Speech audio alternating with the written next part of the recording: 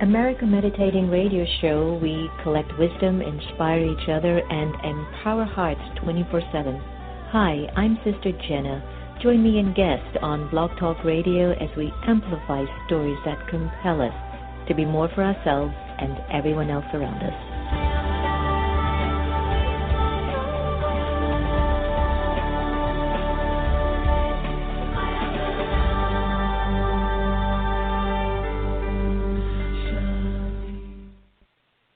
The Azar Foundation for Children of the World is an organization aimed to support women and children in need across the globe. We believe in empowering lives, strengthening minds, and providing programs that enrich health and education. The Azar Foundation was founded in 2003 and has been serving the world ever since. Visit us at our website at www.azarforchildren.org. That's www.azar4children.org to find out more information about our endeavors and join our mailing list. Remember, the smile and the cry of a child doesn't have any language. The Azar Foundation. Do you like to meditate? Have you tried to meditate? Have you struggled with meditation? Why don't you visit one of the Brahma Kumaris Meditation Center? Visit brahmakumaris.org. Hello, everybody. This is Alona Holland, a listener of the America Meditating Radio Show. I'd like to convey my thanks to you, Sister Jenna and Sister Geeta, all the way from Omaha, Nebraska. Hello, everyone, and welcome to America Meditating Radio. Well, the days are climbing, and I can't wait for November 8th to pass. I'm just off of my seat. Antonia's been trying to pray for me, and the only reason why is because I'm so passionate about truth. And whenever I see the illusions, whether it's in myself or around me, I can't help but observe the passion part of me that really comes forward. And I think that when you really are a voice of leadership, it just doesn't serve you to just stay there seated and do nothing. Inactivity is not the strong trait of a leader. It is activity, it is fortitude, it is consistency, it is determination, it is riding above and beyond the criticisms that you get when you're out in the front.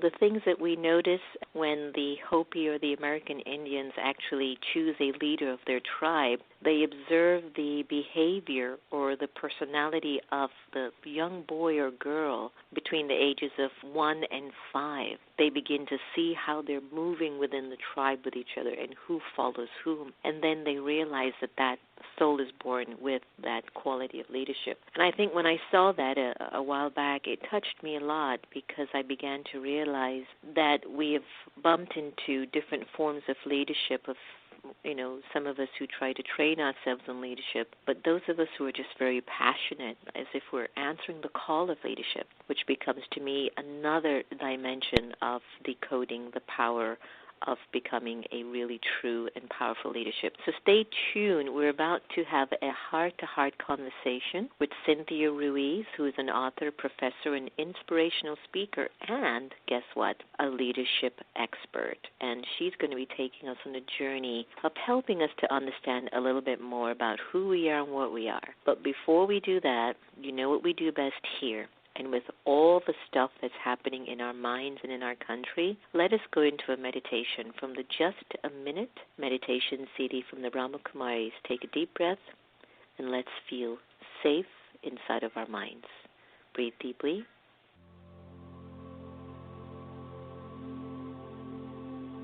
Feeling safe. Taking just a minute. Like a tortoise, I move into the safety of my inner world and experience a world free from distractions. I feel secure, protected, knowing that I am true to myself. I experience my true value, independent of the influence of others. I now gently step back into my surroundings.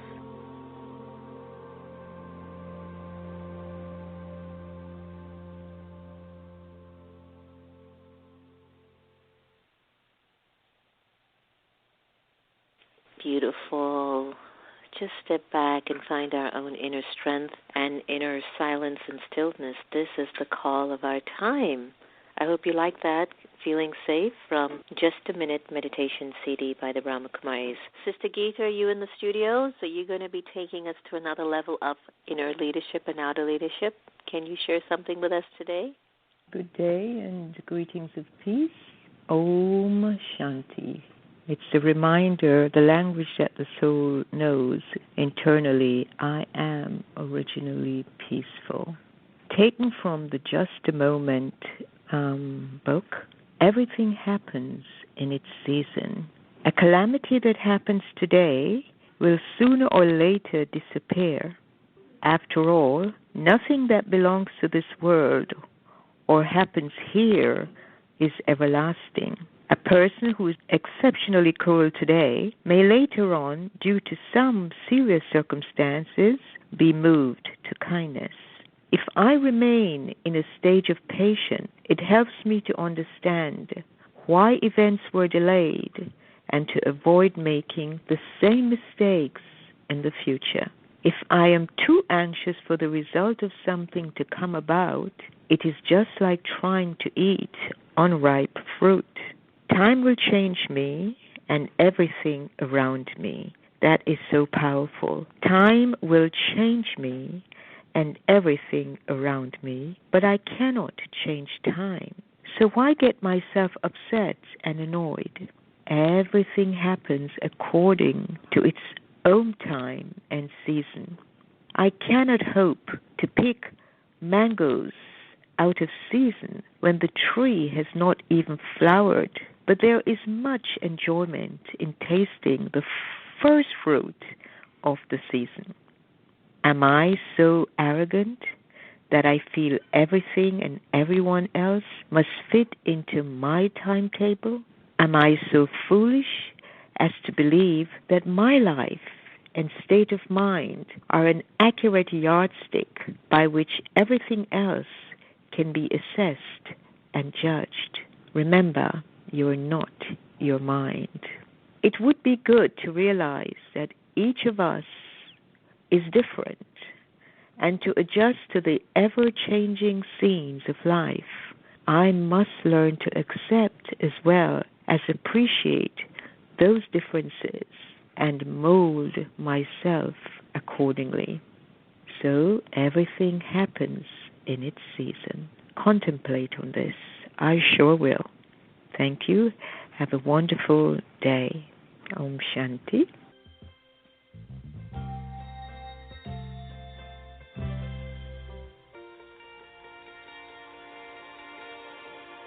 Reach out and touch somebody's hand.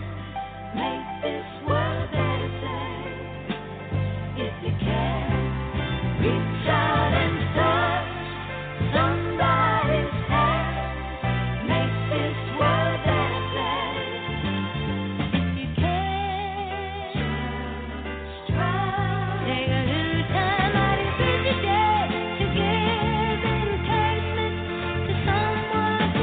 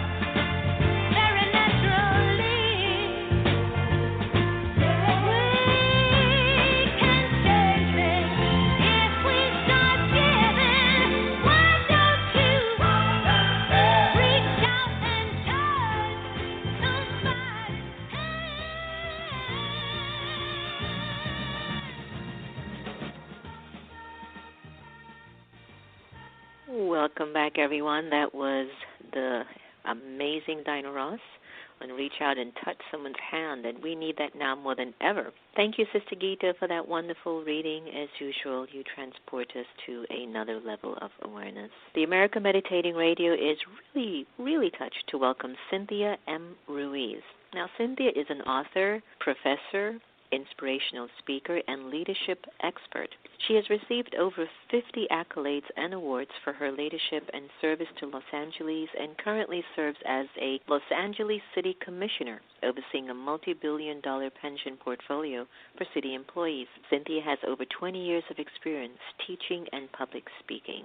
She appeared in the movie Discover the Gift with His Holiness the Dalai Lama and Reverend Michael Bernard Beckwith. She is the author of 2 books, Cherokee-Wisdom, 12 Lessons for Becoming a Powerful Leader, and Finding Sane Relationships in a Crazy World. Today we welcome Cynthia Ruiz. Hi, welcome to the air. Hi, Sister Jenna. I just want to say that I am so humbled and honored to be able to share this time with you, because you're one amazing individual. Oh, that is so sweet to hear that. Oh, I feel the same about you, too, because just looking at your own history and your drive for existence, when we are being called to be instruments for positive change, what an interesting journey that is, wouldn't you say? Well, it's a very interesting journey, and I have to say that my journey has, been up and down and all over the place. But at this point in my life, I honestly believe that I'm a vehicle that's being used by God. I use the term creator or great spirit interchangeably. I know you use Baba, but so it doesn't matter what term you use. It's that universal consciousness that's trying to touch so many people right now and really create a paradigm shift that's being led by the divine feminine. Yes, this is so true, and it takes me to acknowledging the fact that we're in a season of the power of feminine energy, and I don't mean that specifically has to be a woman. I've met many men with feminine qualities, and I don't mean feminine qualities. I mean the traits of a nurturer, the traits of patience, the traits of Job, where they've really been more sustainers than destroyers. I would like us to talk a little bit about your book today, because I heard it's a great read, Cherokee-Wisdom.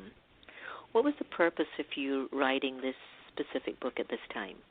Well, I live in Los Angeles, and I come from 2 cultures. My dad was Mexican, and I say was because he's made his transition, and my mom is Native American Cherokee. We're registered members of the Cherokee tribe, and so for me, in part of the Cherokee wisdom and tapping into my ancestors that I've done through meditation, one of the things that we're asked to do is really share your wisdom and knowledge with other people to benefit their life. I'm not saying I have all the answers, but the knowledge and wisdom that I've accumulated through my journey, if I can share that with other people and touch their life in a positive way, then that's what my intention is. How are you feeling currently about what's taking place with the Dakota pipeline? Because I heard that all the various nations of the Native American tradition has gathered there, as well as other people from around the country who just feel like it's an atrocity to what's taking place in these times, all because of greed. Do you have any personal feelings towards that currently? Absolutely. I have a lot of very strong feelings about that for several reasons, though. The way I look at it is that in our Native culture, we're taught when leaders make decisions, you to make decisions based on 7 generations before you and 7 generations in the future. So one of the reasons the water protectors have come together, and I call them protectors, not protesters, is because they're thinking about the future generations. Right. Now, it's a very negative thing that's happening, but the good news is that many, many tribes have come together, because there's been tribal differences over the years, but everybody's coming together. And this is not just a U.S. issue. Internationally, people are coming to support the Standing Rock Sioux tribe, which is so important. And it's really shedding a light on how we use energy. Instead of using fossil fuels, which is basically dead energy, why don't we use life? Why don't we use wind, solar, water, right. renewable energy that's life. So yes, I have very strong, opinions about this, but I really on Sunday prayed a lot. Yeah, not only for the water protectors, I prayed for the men and women in uniform that are impacted as well, that are really taking that action, because I believe you have to pray for both sides. You do, and I think we are also being driven to have this level of empathy, a balanced empathy. It can't be that we support just one side and expect to win the game. It has to be, what is it that both people are needing, and how can we find common ground? I think what's been interesting to see is when one particular person just won't give up what they think is what they really need, and they cannot compromise that. And it becomes a real unique game. A friend of ours shared this morning, Reverend Sylvia, that Van Jones gave a wonderful speech there at the, you heard about it. It's dead energy. Did. Why can't we invest in our own people and invest in more sustainable energy for the future? And so what is it that these individuals who want these pipelines there to get the money, what are they not seeing? What is it that they're missing? What is it that's being missed here? It makes sense when we look at it, but why is it that it doesn't make sense on the other side? Is greed the precursor behind this, and is greed more powerful than a human life? Well, this is one of the examples where this issue has really come to life because of social media, because the mainstream media wasn't really covering this for a long time.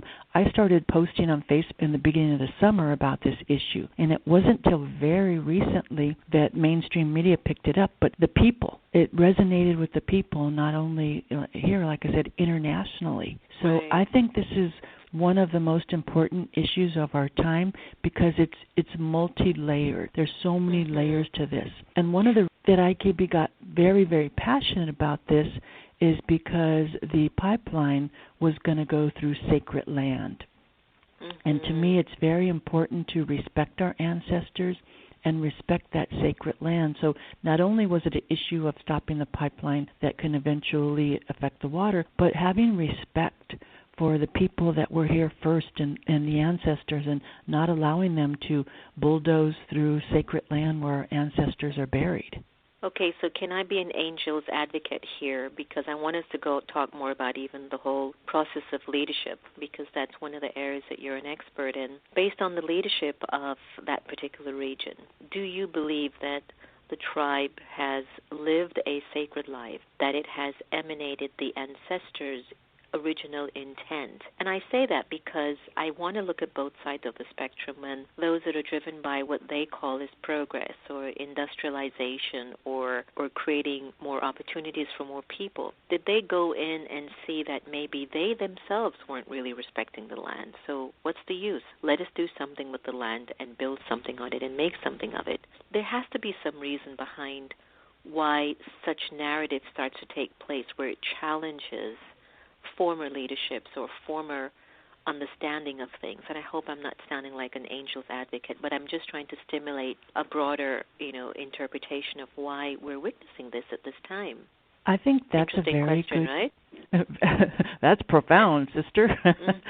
It is. So, yeah, and I can't speak for this particular tribe because I'm not a member of it, but obviously we know that in life and in the world, everything happens for a reason. And this is happening for a reason that I believe is much deeper than what's at the surface. Right. Because I always say to myself that if the energy is sacred, why is it being desecrated? Where is that vibration coming from that is attracting that vibe? But anyway, that's a whole different conversation of a story that we need to have later. I want to go into your ability to know about leadership. And you've seen leadership on platforms in this political campaign that have shown us different forms of, I don't know what you call it. But when we talk about value-driven leadership, let our listeners know, what does that really mean? Well, I've been very fortunate that throughout my career I've been in positions of power, and at one point I was running the Board of Public Works for the City of Los Angeles, which meant I was running a department of 5,000 people. And I was having to make decisions on a daily basis. And I'm not afraid to make decisions. But what I realized for me, if I made decisions based on my core values, I would never make a bad decision for me. Now, it doesn't mean that everybody was happy with my decisions, but if I was always acting with integrity and respect and humility, things that are important to me, I knew I was making the right decision for me, and I could sleep at night. I love that. I love that. Now, how do you think women can learn to be better leaders? Well, I think the most important thing for women leadership is to be in touch with your femininity, because in the women leadership has always been there. But in my opinion, what's happened in the past is if women wanted to become leaders, they had to take on the masculine qualities and act like a man. And now, because the shift is happening, we can be in touch with our femininity and our compassion and communication and caring for people. Women tend to lead by what's called social power, meaning that they look at the greater good of the people, where men tend to lead by personal power, which is more individualistic and more transactional.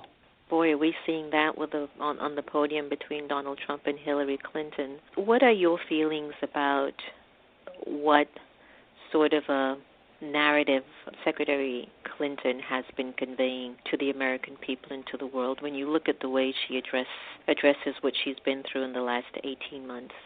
Well, I think I have a lot of compassion for her, because she's been at the political game, which is a tough game, for the last 30 years.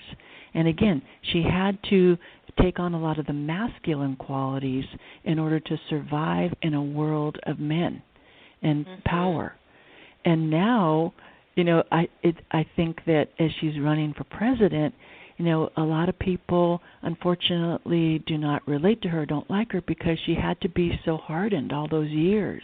And she's kind of lost the femininity. But, I am just really at a point where I don't even want to watch the election anymore, because it's become so negative and so poisoned that it's just very, very difficult to watch, because, in my opinion, neither one of them are acting like true leaders. It's just out of control, and it's just terrible. So, but I'm very hopeful. It's been quite an interesting process. Yeah. It's tested a lot of us, and I think that when we look at leadership, we also look at emotional and mental strength, right? And so we see a lot of things that are challenging us to have faith in people. And you've mentioned in your writings and your sharings, you mentioned the importance of having mental strength. How have you used mental strength in your own life where you've really seen that it has made you the better person at the end of the story? Well, I am the first person in my family to go to college. We grew up with very little means, and we grew up in poverty. And I realized that the way out of poverty is to get an education. So for me, I had a lot of adversity. So I had to tap into my mental strength and realize that if I was going to get out of poverty, not only for myself but my future generations, I had to really tap into my mental strength and work hard. And I had to, work 3 jobs to go to college and take out student loans. But I was, determined. So by the time I was 23, I had my master's degree. And now I have a son who's grown, and he actually went and got his college degree without even thinking about it. So it's really, when people are telling you no, you really have to tap into your own inner mental strength and say, I can do this, and I know this is what I'm supposed to do. If we keep listening to people, especially the naysayers, I don't know where we'll end up, in a box somewhere in the corner, unused and untapped and miserable. I really believe that, yeah. Let's talk a little bit about meditation, Cynthia. I mean, you're involved with a project that oversees a multibillion-dollar pension portfolio for city employees. Where do you find the time, or how do you find the time to meditate so that can keep you clear whilst you're involved with such important decisions as a leader? Well, I have a spiritual practice that I've developed over the years, and it contains 3 things. The first thing I do when I wake up in the morning is I do my gratitude list. What am I grateful for? Because that sets the tone of my day. I also pray, and I also meditate. And I want to actually share a quick meditation story with you. So, it took me a long time to get to meditate. I struggled with it, and I took classes, and it took me a while. But with my first book, I was having a conversation with one of my friends, and he said, you really need to write a book. And I had never even considered it. So I went to my meditation class, went home, went to sleep. The very next morning I woke up, I had the title of the book, Finding Sane Relationships in a Crazy World, and the outline. And so I said, okay, I guess I'm supposed to write this book. And it was all because it was all inspired through my meditation. So meditation is a very powerful part of my life. And I like to say prayer is talking to God or the Creator, and meditation is listening.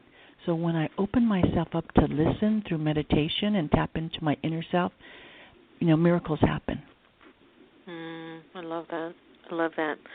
How important is that? Because I think now more than ever the world needs silence, and it needs a clearer interpretation of its sense of worth.